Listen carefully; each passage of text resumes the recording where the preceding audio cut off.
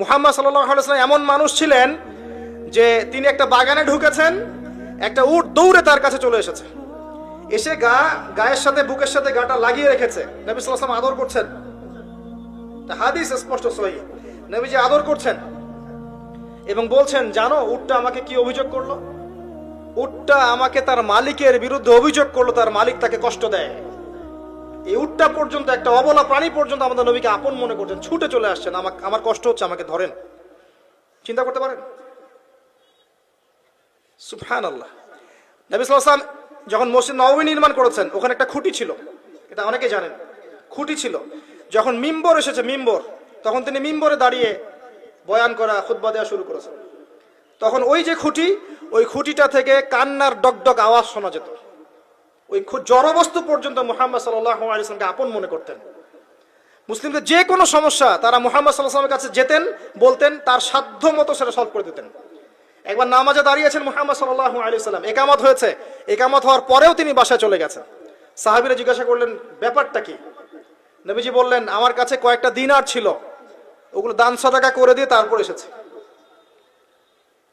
কি বুঝছেন?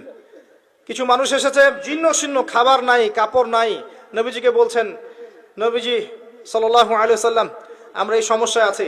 নবীজি দেখে এত মায়া লাগলো, চোখ দিয়ে দরদর করে পানি পড়তে লাগলো। তিনি সাহাবীদেরকে বলেন, হে সাহাবীরা, তোমাদের মাঝে কি দানশীলরা নেই? নিয়ে আসো, তোমাদের কাছে যা আছে নিয়ে আসো। সবাই কিছু কিছু করে আনা শুরু করলো। আস্তে আস্তে আস্তে আস্তে স্তূপ হয়ে গেল সম্পদের। এটা দেখে নবী সাল্লাল্লাহু আলাইহি ওয়াসাল্লাম হেসে ফেললেন। এটাই তো সেই হাদিস যে কেউ ভালো বেদাত চালু করলে এটার হাসানা পাবে, এটাই সেই হাদিসটা। তো নবী সাল্লাল্লাহু আলাইহি ওয়াসাল্লামকে সাহাবীরা আপন মনে করেছেন। এখন কাকে আপন মনে করবেন আপনি? আমাকে? আমার মধ্যে তো নবীর সুন্নতের 5%ও নাই।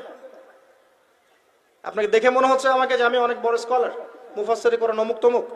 আমি নিজেই তো বুঝতে পারছি যে আমার ভিতরে নবী সাল্লাল্লাহু আলাইহি ওয়াসাল্লামের সুন্নাতের 10%ও নাই। কে আপনাকে নসিহত করবে? কে আপনাকে তাজকিয়া করবে?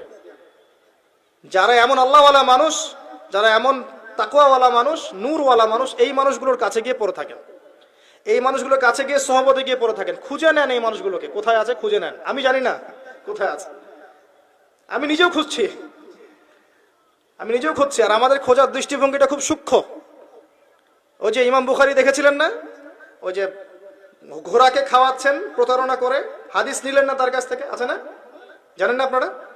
হাদিস সার্চ করতে করতে এক জায়গায় চলে গেছেন, অনেক মাইলের পর মাইল পথ পাড়ি দিয়ে দেখেছেন যার কাছ থেকে হাদিস নিবেন সে ঘোড়াকে ডাকছে, হাতের মধ্যে কিচ্ছু নাই, কিন্তু ঘোড়াকে দেখাচ্ছে, আসো আসো আসো, খেয়ে যাও। এই যে প্রতারণা করেছে ঘোড়ার সাথে, আর হাদিস নিলেন না। তা আমরা